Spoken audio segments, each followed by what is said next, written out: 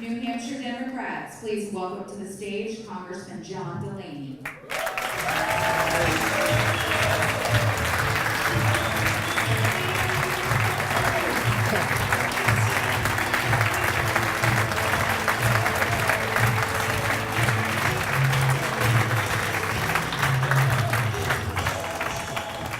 So, this walkout music is a new concept for me. We don't do it here, we don't do it in Maryland. And I'm a big Bruce Springsteen fan because I'm from New Jersey. I've been to 30 concerts. And so when Ray asked what walkout music would you want, I said one of my favorite Bruce Springsteen songs, and he said, well, it's Taken. By the great senator from New Hampshire. And so I said, well, I'm not going to pick Youngstown because I know Tim Ryan will come out with Youngstown. So I had to go down the list and come up with another song. But it's a good tradition, Ray. So thanks. But thank you all for having me. It's a great privilege to be here with you all and to share an evening that is full of such affection and love towards each other. You can really feel it as someone who's not part of this community for a long time. It's really an impressive thing to feel. It's a great privilege to be here with the amazing federal delegation that you have here in New Hampshire. A friend of mine wrote a book a few years ago, D.D. Myers, called Why Women Should Rule the World. And you've read that book here in New Hampshire, haven't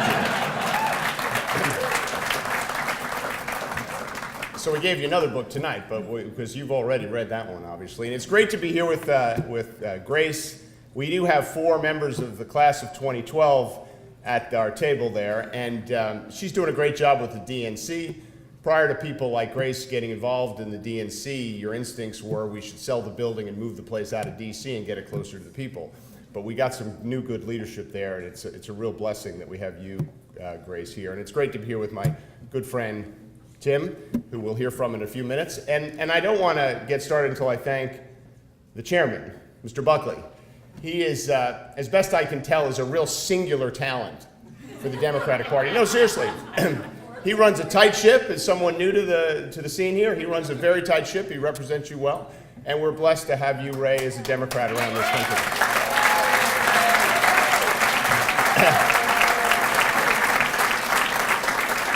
You make us all feel very welcome. Thank you.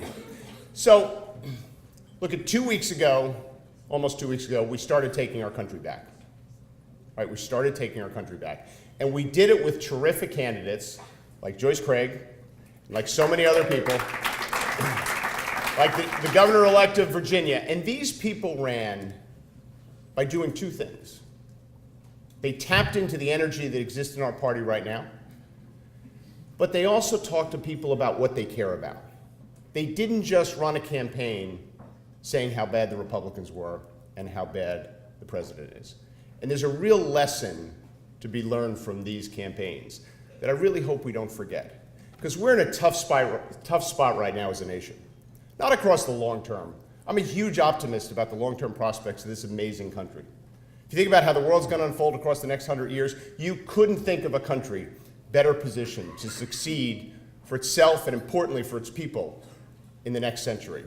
But right now, we're in a really tough spot. And I'm not just talking about the wrecking ball in the White House.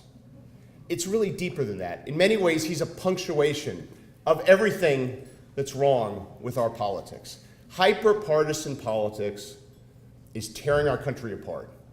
It's dividing communities. Next week, we're all going to sit at Thanksgiving tables. All around this country, people are going to sit at this uniquely American holiday. And instead of just talking about new ways to cook the turkey and the NFL game on television, they're going to be divided over politics. How did we let this happen in our country? How did we let this happen? And maybe the biggest problem with it is it's prevented us from doing anything. We have had such huge opportunities, such large-scale opportunities in this nation across the last several decades, and some very significant challenges we should have dealt with. But we didn't do it. Why? Because hyper-partisan politics prevents us from getting anything done. If you go around this country, you see huge parts of this country that have been left behind by rapid change that's occurred in our economy. And last election, we blamed our decision to become part of a global economy for what happened. Clearly that was the right thing to do. How could we not have become part of a global economy? But the fact that we knew this would happen to so many communities around this country, and we did nothing about it, and we still, to this day, since I've been in Congress 5 years, I've never voted on anything that's actually going to help the communities that have been left behind by the pace of rapid economic change we've experienced in this country. And it's going to happen again. It's going to happen again. And it's not going to be because of globalization. It's going to be because of technology, because of automation, because of artificial intelligence, whatever you want to call it. If you go outside of politics and you talk to people in business, in academia, in the nonprofit world, they're obsessed with how these changes are fundamentally changing everything. They're changing our society, our economy, the jobs of the future, what our security risks are, the demographics of this country. And are we doing anything to prepare our country and our citizens for these changes? No. I left your book at your table today as a gesture of my thanks for you having me. It's by Thomas Friedman. It talks about how the accelerating changes of globalization, technology, and climate change are fundamentally changing everything, and policymakers are doing nothing about it. And because of our inability to confront the change that's already happened, and because of our inability right now to deal with the changes that are about to happen, we are putting at risk one of the most sacred, fundamental ideals of this country, the American dream. The notion that if you work hard and you play by the rules, you and your family can live a better life. And this is very personal to me, like it is for so many of you. My parents didn't go to college. My dad was a construction worker. He was an electrician.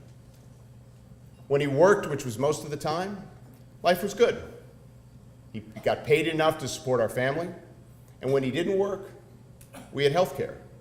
Why? Because he was in a labor union, and they gave him health care.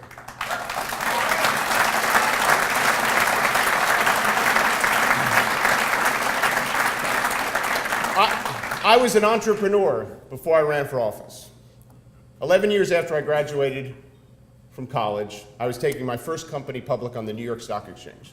I was the youngest CEO in the New York Stock Exchange. And I remember walking into that building in Lower Manhattan, that kind of monument to American industry. And I looked over my shoulder at Jersey City, New Jersey, which is where I'm from. And I thought of the Union Hall for Local 164, which was my dad's union. And I thought about how every year in college, I would go to that union, and I'd thank those electricians. You know what I was thanking them for? They paid for me to go to college, right? I was thanking them. I was not really thanking them for giving me this scholarship. I was thanking them for giving me an opportunity that none of them had. When I gazed to the left, I could see Ellis Island, where my grandfather came in 1924 with his 7 brothers and sisters. But they were all let in, but he was detained. He was a little boy. And the reason they detained him is because he had one arm. And back then, we didn't let people into this country who were disabled because we didn't think they could contribute to our economy. After a while, he had an appeal, and he was sitting in a big room full of hundreds of people speaking dozens of languages. And the judge came in. My grandfather's sitting there, the one-armed boy, and he notices that when the judge walks in and puts on his robe, the judge had one arm. And he used to tell the story over Thanksgiving. That's when he knew he'd be an American. But these are the stories of this great country. And these stories are not unique to me. You have these in your own families, right? These are the stories of this great country, of people coming to this country with hope, dreaming of opportunity, settling in, building their communities, building their country. People who work hard, play by the rules, and they're not asking for riches, they're just asking for a fair deal. People who dream about their children and make sacrifices so that they can live a better life. And again, there's no guarantee, but they want institutions that can support them in doing that. These are the stories of the American dream. These are the fiber of the American dream, but it's fraying now.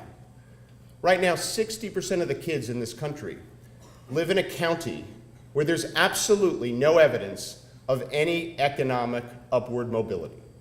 So we are basically writing off 2/3 of the children in this great country from the American dream. They don't have that shot.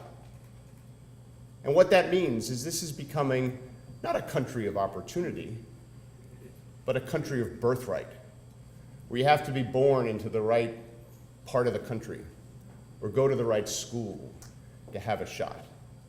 We know how those stories end. We need a president who cares about this, like you do, like I do. Because you've lived the American dream, members of your family have lived the American dream, and this country is built on these kind of stories. We need a president who will go to the parts of the country that have been left behind by this rapid change and not put forth a tax plan that will cement in a dynastic form of wealth in this country and fundamentally change the trajectory of this country forever. We need a president who will look at the tax code and say, I'm going to reform it to generate some revenues so that we can spend $1 trillion on infrastructure rebuilding our country. And guess what?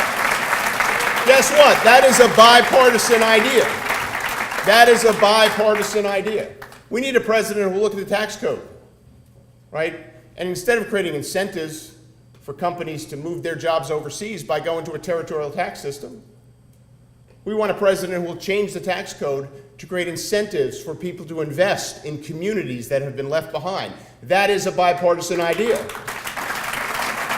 We want a president who will change how the government contracts so that it only does business in places that have been left behind economically. That is a bipartisan idea. Instead of ramming down the throat of the American people a tax bill that is based on people lying and selling out, we need a president who will actually use the tax code to take care of places that have been left behind, because that's our obligation.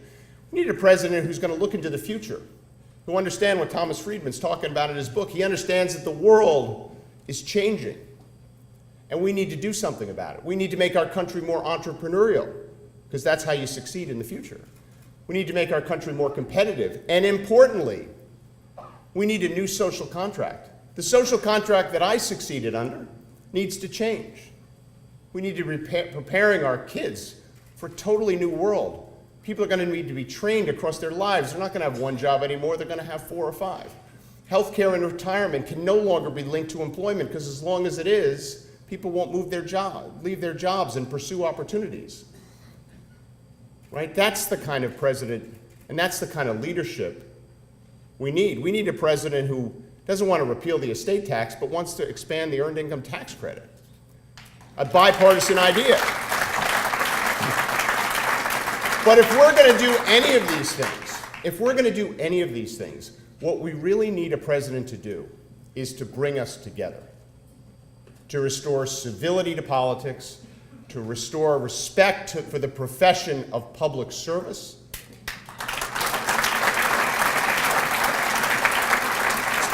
to actually begin a dialogue about the things we agree on, instead of always talking about the things we don't agree on.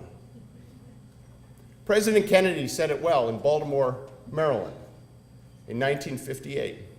He said, we shouldn't seek the Democratic answer or the Republican answer. We should seek the right answer. That's the kind of president we need.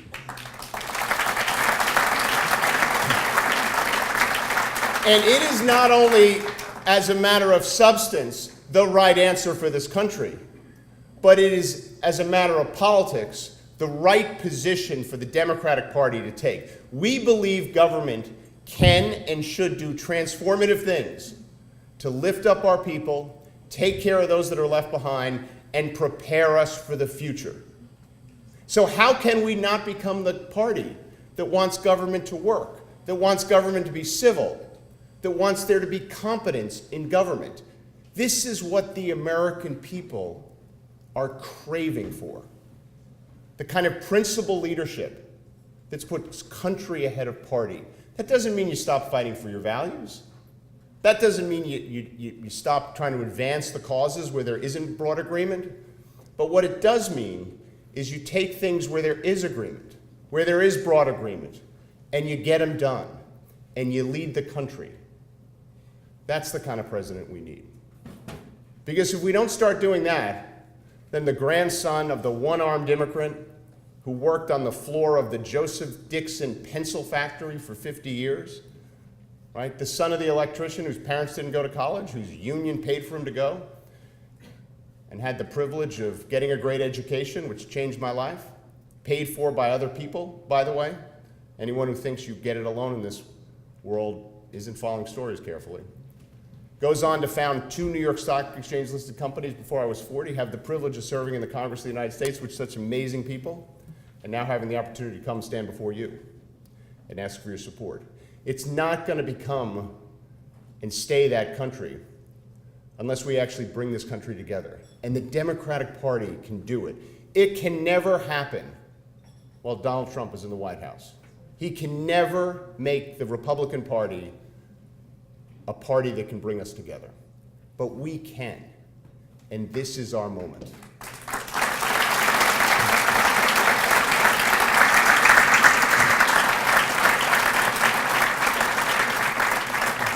Donald Trump became the president of this amazing country because of 2 things. 1, Democrats didn't turn out. And 2, for some reason, we stopped talking to people about what they care about. I think the first part's going to take care of itself. The energy that you're showing, the enthusiasm that this party is showing is extraordinary. But we have to remember, we have to talk to people about what they care about, not what we care about. We as Democrats have so many issues we care about, and I believe in the fullness of time we'll be proven right on just about every one of them. But that doesn't mean it moves people's hearts and minds. What moves people's hearts and minds is their job, their pay, and the opportunity for their kids. And every time we're not talking about that, and every time we're talking about how bad the Republicans are, it's a missed opportunity for us. That's how we take this country back, in my opinion. So you saw it last week here in New Hampshire, and we saw it all around this country. If we outwork them, if we outsmart them, and if we outvalue them, we can win. We can outwork them with the sense of urgency that we're losing our country, we're losing representative democracy, and people know it. We can outsmart them by talking to the American people about policies that they care about, that's based on what's happening in the world. And we can outvalue them by talking about what this country wants. They want us to be brought together. They want civility back in politics. They want a president who will spend the first 100 days only doing bipartisan things. They want leaders who don't talk about half of the country as if they're entirely wrong about everything they believe. They want the truth. They want transparency. They want competence. They want civility. And if we do that, we'll restore some of their lost faith in our government. The American people have an extraordinary connection with their government. We're proud of it. We're proud of the good and noble things we've done around this world. We haven't been perfect. We haven't been perfect. But we've fundamentally changed the trajectory of humankind, and we're proud of it. And when our government is failing, we're failing. If we can restore faith and trust in government, we'll restore people's faith in themselves. And then we can actually take advantage of the extraordinary blessings we have as a nation, put ourselves on the right trajectory, take care of those we left behind for the last several decades, and prepare this amazing country for a future that can and will be brighter. God bless you. Thank you.